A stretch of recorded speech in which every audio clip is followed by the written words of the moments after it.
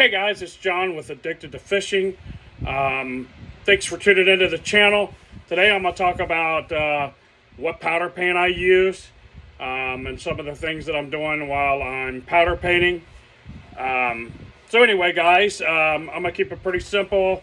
I'm going to let you know exactly where I buy things and kind of go through the process for you and some of the other little details that I'm doing. First of all, you're going to need a set of forceps, locking forceps, just so when you heat that jig in front of the heat gun, you don't burn your fingers. I'll show you how I have my heat gun set up. There it is. I just have it on a simple little hook, and I have it hanging, and that way it is stationary. And all I have to do is wave the hook in front of it right here on that, and I can show you on an unpainted head. I'm not going to turn the heat gun on with all the extra lighting. I don't feel like being without power for 5 minutes or whatever. But anyway, you just simply hook the forceps onto the jig. This one I got to clean up, get that little bit of the leftover sprue off of that. Anyway, you'll take that, turn it, wave it right in front of the heat, then you're going to dip it, get a coat of powder on it. I like to go back in front of the heat, then I like to let them hang and cool off, and then I take them inside to my toaster oven, because no matter what I do out here, I cannot run that toaster oven. It's just too much power. But anyway, that's the easiest part of the whole process as far as what you need. A heat gun. I got a little 1500 watt electric heat gun that I purchased from Harbor Freight. You'll find those occasionally over there out of box. But even if not, a brand new one at Harbor Freight, only about 10 bucks. I'll say 10 to 15 bucks with the current inflation. The next thing you're going to need is optional, and what I've just started doing is a fluid bed to be able to dip your jig head in and get a nice even coat of paint. If not, you can dip right into the jar. I'm not going to pull out all the colors that I have right now, but I do have primarily two different brands powder coat that I'm using right now. The first one I'll show you, I wish they carried it a lot more colors. It is definitely more price efficient, and that's simply this guy here. This is in a matte black, and I have it in white. I'm glad that I can get it in black and white in this size. This is roughly $7 at Harbor Freight, and you get 16 ounces, a whole pound of it. The other one that I like to use is the Netcraft brand. This is roughly $4.99, and it is 2 ounces. This one happens to be green pumpkin. All my specialty colors, I'm buying just the Netcraft special. Their house brand. I know there's better powder paint out there. It's just what I choose to buy. I wish Harbor Freight carried this powder paint in more than black and white.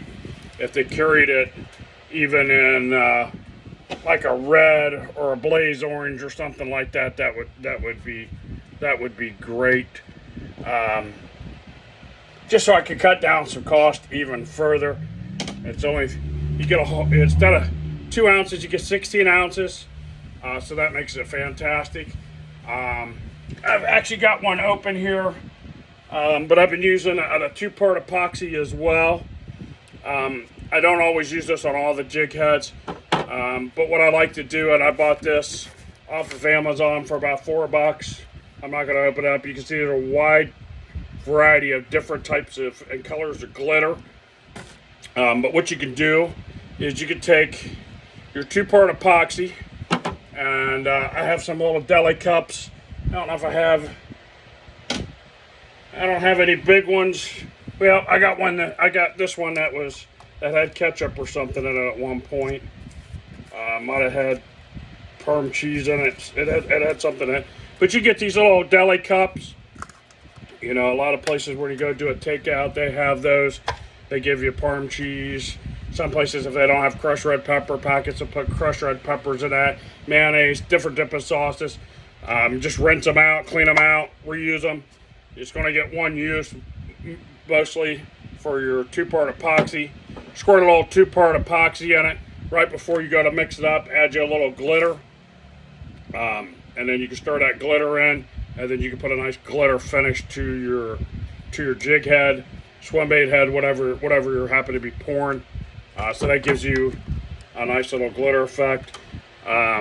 This was cheaper than buying all the other ones. These are a small vial. Kind of the light colors, that silver, that white, probably this yellow color, the orange, the silver. There's quite a few of these that I'm interested to see what I can do with them. Hopefully that works out the way that I hope it works out. You can also find glitter at Walmart, and you could just add that glitter to any type of head. We'll use this big swim bait head for an example. Take that swim bait head, get it all done, mix up that two-part epoxy, then you can put a glitter to that.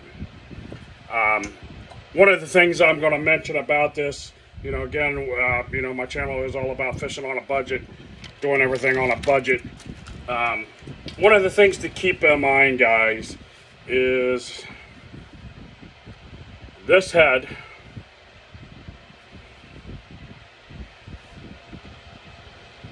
versus this head is basically just for us. I don't think it makes that much of a difference, really. I've fished many of ball head jigs and never painted them, and have caught just as many smallmouth up north as I did with, you know, something that was fancied up like this.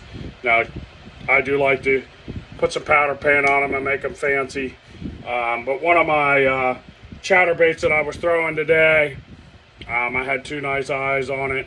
After that was like the fourth fish, I lost one of the eyes. It didn't stop it. You know, they don't come up and inspect it to look and see if there's eyeballs on it and if there's red in the gills, and you know, if it's green versus black versus purple. That's why I choose the more economic types of powder coat. It will, you know, possibly prolong the life of that lead that's on there. Again, I'm not convinced otherwise. You know, I've got some jig heads, or had jig heads at the time that I would just throw in the bottom of the boat in between, you know, maybe switching sizes or whatever. And I didn't really see any rust on that lead, anything negative from that. A lot of split shots and things of that nature aren't coated either. So I'm not convinced that we're powder painting that to prolong the life of the head. I just simply think it's more of a personal aesthetic thing. Makes the bait look better. Again, that's just my opinion on it. But anyway, guys, that's just real quick and easy. The thing with the fluid bed, you're going to have an air source go in. This doesn't have the filter in it. But I'll put a filter in it, and I'll be able to dip the jig head in it, get a nice even coat, and get that powder paint on. And then after that, all dries and bakes and cures and all of that. That's when you're going to come back with a 5-minute epoxy. Other than that Gorilla Glue, I like this Loctite. It's you can find that at Walmart, fairly inexpensive. This bottle goes a long way. It's got up to 3,400 psi. It's a 5-minute epoxy, so you really have to work it. The other one that I bought, and it's done really well, and it's a 5-minute too. Is this from Harbor Freight and Tool? It's just a couple of bucks. It's quite a bit smaller of a tube, but if I find that stuff on sale, or they give you a freebie or whatever coupon, I definitely grab that. But anyway, guys, that's real quick on my powder painting system and what I'm doing to these jig heads and swim bait heads and my underspins. I do it for spinnerbait heads. I'll sometimes buy spinnerbait bodies off of eBay, unpainted. You buy them unpainted, no blades, no nothing. You can get them for next to nothing. I found them as low as 10 cents a piece, all the way up to 1 ounce. I bought like, I think 10 1 ounce unpainted spinnerbaits. They call them spinnerbait bodies. It came with a mustad hook, the 1 ounce of lead. I think it just had a regular lead bait keeper on it, and then it had the R-bend wire, and I think 10 of them cost me, in a 1 ounce size, it cost me like $2 for the spinnerbaits, and then $1.50 or whatever it was at that time for shipping. And then I could dress them up and do whatever I want myself. That's why a lot of times I would prefer to buy that so I can make that the way I want it. Plus it saves you some money. No biggie. You can customize it fully yourself. But anyway, guys, that's a real quick video. Stay tuned for more coming on the channel. I'd really like it for some of you guys that are not subscribers to go ahead and smash that subscribe button.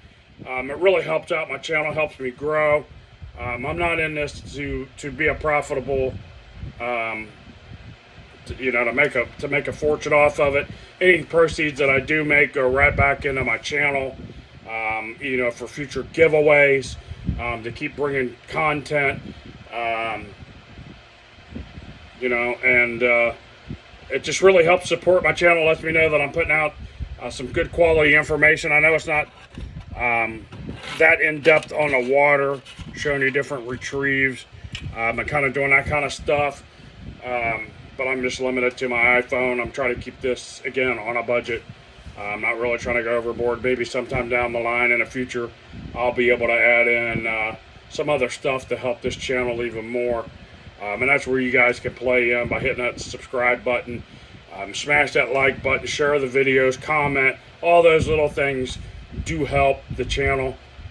My channel has grown quite a bit. It's nowhere near what the channel was 15 years ago when I was in a fish keeping hobby. I started the YouTube channel back when YouTube was what they would call green. It was brand new, and it was just a way for me to have an outlet to post stuff that I had for sale then. But anyway, guys, it's all fun for me. I'm trying to be as transparent as I can with what I'm doing, some of the tricks and techniques that I use, things that I've done to help me succeed, that's helped me keep a cost down. We could go right back to how to make these spin heads. That's a nice little added bonus for you when I showed you how to do that. Can save you some money from buying the Okashira screw locks. But anyway, guys, I hope you're liking the content. I'm sorry I've been a little bit behind on putting 2 videos out a week, but work gets kind of busy, things get kind of hectic, and I just do this in my spare time. I like this hobby. I like what I'm doing, and I like to be able to teach people things. That's just what I do even at work. I love to teach people at work. That's what keeps me going. But anyway, guys, thanks for tuning in. Thanks for your time, and we'll see you in the next one.